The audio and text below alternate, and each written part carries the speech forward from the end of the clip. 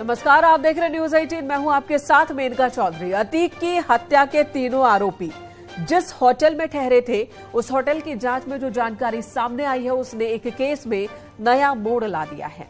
पता चला कि आरोपी जिस आधार कार्ड की कॉपी देकर होटल में अपनी पहचान उन्होंने बताई थी, वो आधार कार्ड ही फर्जी है। इसी के साथ कॉलविन अस्पताल के सीसीटीवी फुटेज से भी बड़ा खुलासा हुआ। पुलिस की जांच में कई बड़े खुलासे हुए हैं। आज क्या क्या खुलासा हुआ, ये हम आपको दिखाते हैं, एक नजर डालते हैं। अतीक अशरफ कांड में 10 बड़े खुलासे हुए हैं। पहला, हमलावरों ने बनवाया था फर्जी आधार कार्ड। दूसरा, चित्रकूट से बनवाया था फर्जी आधार कार्ड। तीसरे नंबर की जानकारी, हमलावरों के चित्रकूट में भी कनेक्शन सामने आए हैं, अब जांच चल रही है। लखनऊ से बस से प्रयागराज आए थे शूटर्स। करीब 2 घंटे पहले कॉलविन अस्पताल पहुंच गए थे, यानी कि रात 10:30 बजे वारदात हुई थी। 2 घंटे पहले 8:30 बजे ही अस्पताल पहुंच गए थे। सीसीटीवी कैमरे में दर्ज हुई है रिकॉर्डिंग, इसी से खुलासा हुआ। चकिया वाले दफ्तर में अतीक से मिलने पहुंचा था लवलेश, और ये बात उसने एसआईटी की पूछताछ के दौरान कही है। अतीक की तरह ही वो बड़ा माफिया बनना चाहता था। बार बार अपना बयान बदल रहे तीनों हत्यारोपी। ये एक बहुत बड़ी चुनौती है पुलिस के सामने, एसआईटी के सामने।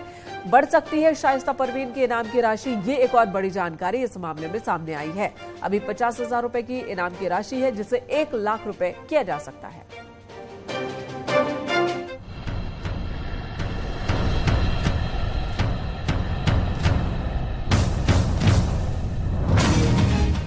कॉलविन अस्पताल के सीसीटीवी में बड़ा सबूत।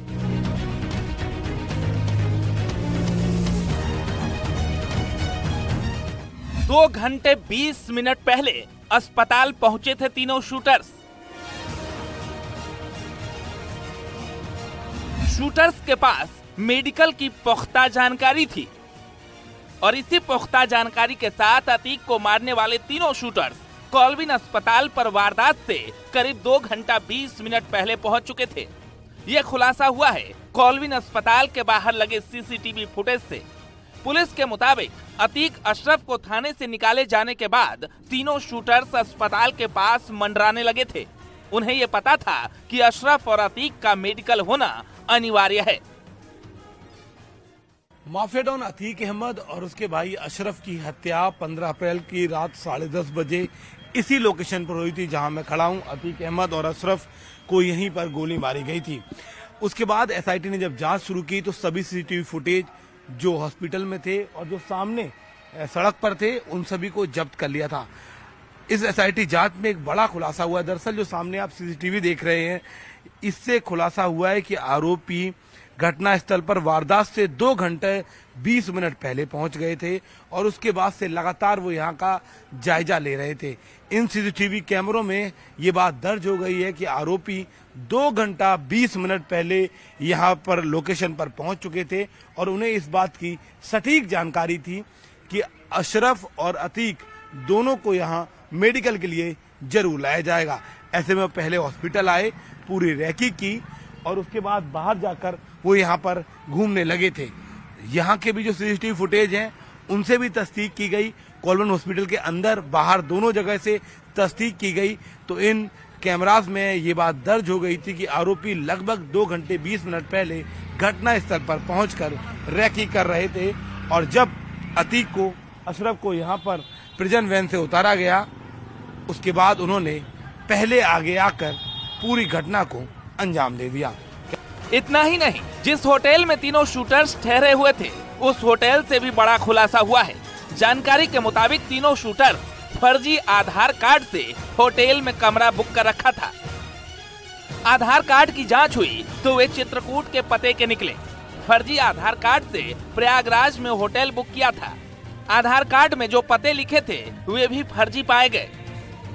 एसआईटी अब तीनों आरोपियों के चित्रकूट कनेक्शन का पता लगा रही है। एसआईटी जांच कर रही है कि तीनों ने अपनी पहचान छिपाने के लिए फर्जी पते पर आधार बनवाए थे, या फिर इस हत्याकांड में चित्रकूट का कोई अन्य व्यक्ति भी शामिल है।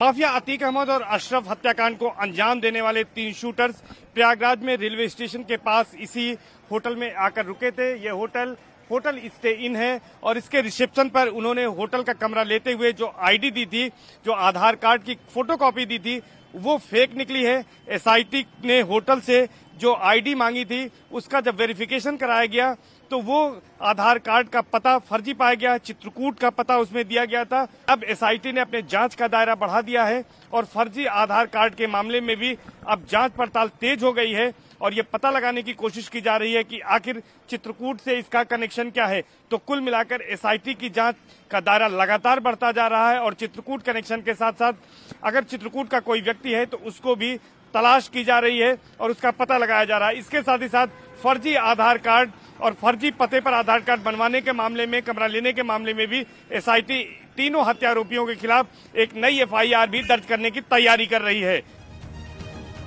4 दिनों की मिली पुलिस कस्टडी रिमांड में एसआईटी को कई अहम जानकारियां मिली है। अहम जानकारी ये भी सामने आई है कि गोगी गैंग से ये तीनों शूटर्स जुड़े थे।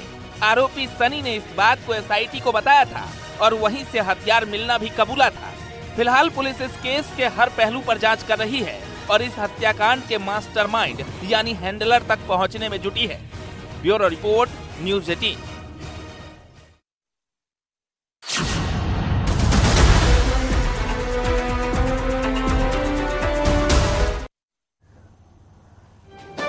उमेश पाल हत्याकांड के बाद से ही पहले माफिया अतीक के परिजनों ने की फरारी, फिर उसकी हत्या के बाद उसकी दहशत की दुनिया पूरी तरह से उजड़ चुकी है, जिसकी जद में उसके पालतू कुत्ते भी आ रहे हैं।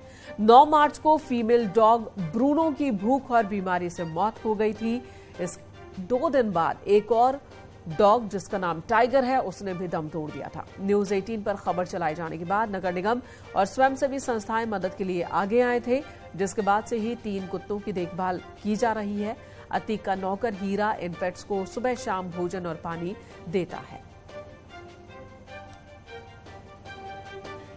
माफिया अतीक अहमद अब इस दुनिया में नहीं है, लेकिन माफिया अतीक अहमद को कुत्तों से बेहद लगाव था। उनके चकिया स्थित आवास पर ये बाड़ा बना है जिसमें 5 कुत्ते पाले गए थे। इसमें ब्रूनो एक थी, ब्रूनो के अलावा और कुत्ते थे टाइगर, और इसके साथ साथ कुल 5 कुत्ते अतीक अहमद ने पाले थे। आप देखिए कि किस तरह से ये विदेशी ग्रेट डेन नस्ल के, ये जर्मन नस्ल के यहाँ पर कुत्ते थे जिसे अतीक अहमद ने पाल रखा था। लेकिन जब उमेश पाल शूट आउट कांड हुआ और 24 फरवरी को उसके बाद अतीक अहमद के परिवार को उसमें पूरी तरह से नामित किया गया, सभी लोग नेम्ड एफआईआर हुई। उसके बाद पूरा परिवार फरार हो गया और भूख से तड़प तड़प कर 2 कुत्तों की मौत हो गई। पहले 9 मार्च को ब्रूनो की मौत हुई जिसे अतीक अहमद को बेहद लगाव था और कभी सपा संरक्षक मुलायम सिंह यादव ने भी ब्रूनो से हाथ मिलाया था जब वो अतीक अहमद के आवास पर पहुंचे थे। इसके 2 दिन बाद ही टाइगर की भी बीमारी से और भूख से मौत हो गई थी। हालांकि इसके बाद जो 3 कुत्ते बचे हैं इनकी जिम्मेदारी नगर निगम और कुछ सामाजिक संस्थाओं ने उठाई और इनके खाने पीने का इंतजाम किया गया। लेकिन अभी भी जो कुत्ते यहाँ पर 3 बचे हैं उनकी हालत बेहद खराब है। एक कुत्ता यह है जो कि बाड़े में चहलकदमी कर रहा है, लेकिन जो बाकी कुत्ते हैं उनको आप देख सकते हैं कि किस तरह से वो बेसुध पड़े हुए हैं और उनकी हालत बेहद खराब है। हालांकि इन कुत्तों की देखभाल के लिए जहां सामाजिक संस्थाएं मदद कर रही हैं, वह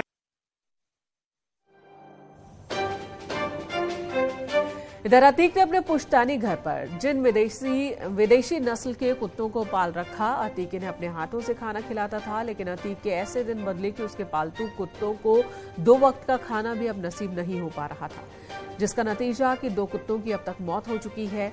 कभी मुलायम ने अतीक के कुत्ते से हाथ मिलाया था, लेकिन आज इन्हें दूसरों के सहारे रहना पड़ रहा है।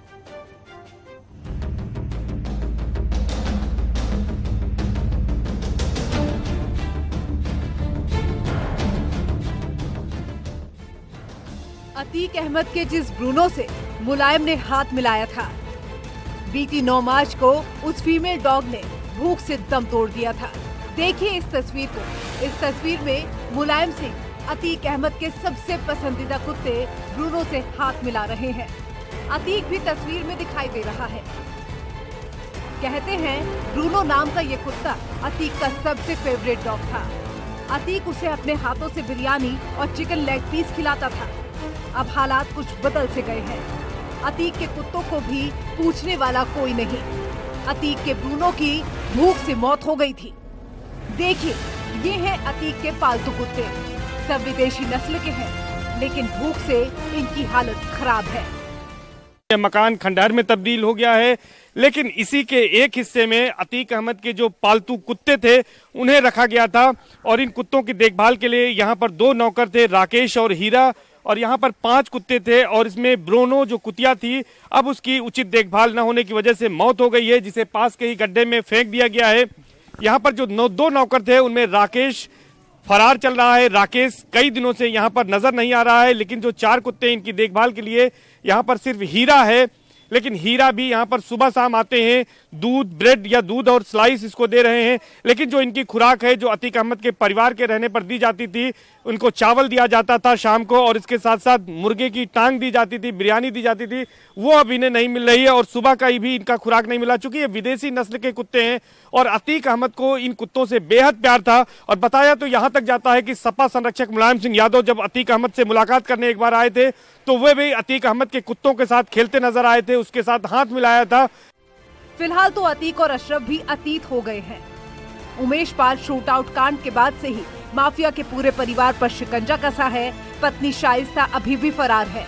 वहीं अतीक अहमद के पुश्तैनी मकान पर रहने वाले नौकर चाकर भी पुलिस के डर से फरार हैं, जिसके चलते अतीक अहमद के पालतू कुत्तों को भी खाना और पानी देने वाला कोई नहीं। 5 थे, एक खत्म हो गया, 4 बचा है, एक और गड़बड़ाना है। गड़बड़ाया है? हाँ, 2 गड़बड़ा गया है, 2 भी समझ लो हीरे से कुछ। अच्छा। हाँ, उसके दवा इलाज हो जाएगी तो बच जाएगा, नहीं वो भी खत्म हो जाएगा। अच्छा, यहाँ दाना पानी देने वाला कोई नहीं है? कोई नहीं है, मैं सिर्फ सुबह शाम दूध और पाव-रोटी ले आकर दे देता हूँ। अतीक के घर के अगले हिस्से में अतीक अहमद के पालतू कुत्तों को एक बाड़े में रखा जाता है। अब तो पड़ोसी भी अतीक के कुत्तों को खाना देने को भी तैयार नहीं है। जिस अतीक अहमद की कभी यूपी में तूती बोलती थी, वो तो मिट्टी में मिल ही गया और हालात तो ये हैं कि अतीक के कुत्तों को भी पूछने को कोई तैयार नहीं है। न्यूज़ 18 के लिए प्रयागराज से सर्वेश दुबे की रिपोर्ट।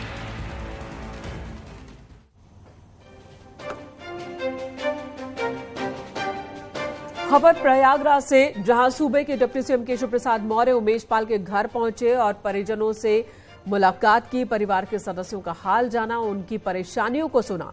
डिप्टी सीएम ने बताया कि वो पहले नहीं आ पाए थे, अब पहुंचे हैं। आपको बता दें उमेश पाल की हत्या 24 फरवरी को हुई थी, जिसके बाद शूटर असद एनकाउंटर में मारा गया और मुख्य आरोपी अतीक और अशरफ की हत्या हो गई कॉलविन अस्पताल के बाहर ही, परिसर के अंदर ही। और असद के एनकाउंटर के बाद उमेश पाल के परिजनों की ओर से अपनी सुरक्षा को लेकर चिंता जाहिर की गई थी, इस वजह से सिक्योरिटी बढ़ा दी गई है। 20 से 25 पुलिस वाले हर वक्त उमेश पाल के घर के आसपास मौजूद होते हैं। और इस बीच आज डिप्टी सीएम केशव प्रसाद मौर्य साथ ही सिद्धार्थनाथ सिंह पहुंचे थे उमेश पाल के घर परिजनों से मिलने। मुलाकात के बाद एक बार फिर से उन्होंने भरोसा दिया कि सरकार पूरी तरह से उमेश पाल के परिवार के साथ है।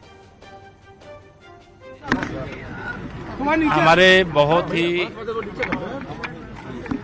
निकट मित्र की तरह श्री उमेश पाल जी की दुखद हत्या की प्रयागराज के अंदर घटना के बाद संयोग से मेरा आना नहीं हुआ था, क्योंकि परिवार का हर सदस्य मेरे परिवार के सदस्य की तरह है। उनको श्रद्धांजलि देना, परिवार के लोगों से बातचीत करना, उनकी सुरक्षा की दृष्टि से कोई कमी न रहे, या सरकार की ओर से कदम उठाए गए हैं। और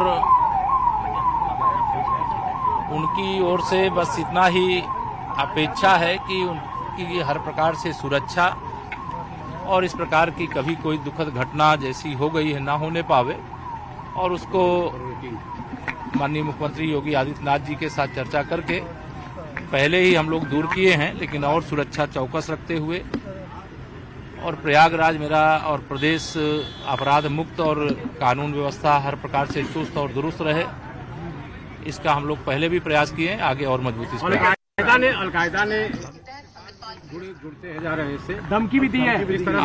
आप उत्तर प्रदेश की पुलिस पर पूरा विश्वास रखिए।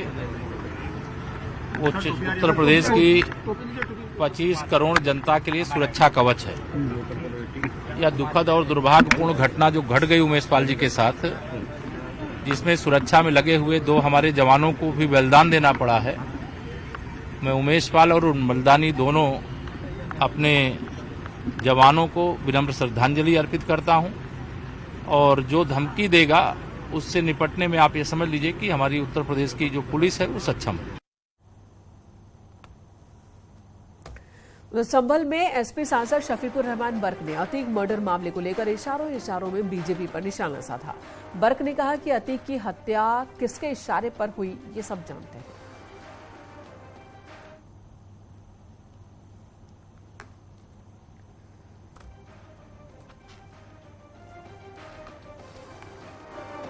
शफीकुर रहमान बर्क इन दिनों किसी न किसी बयान की वजह से विवादों में रहते हैं। इस बार अतीक मर्डर के मामले में उन्होंने कहा है, पहले तो अतीक मर्डर को उन्होंने कहा कि ये सोची समझी साजिश के तहत ये हत्या करवाई गई है, और एक बार फिर से उन्होंने यही कहा है कि किसके इशारे पर हत्या हुई, उनका निशाना बीजेपी की तरफ था। ये बात बर्क ने मीडिया के सामने कही है।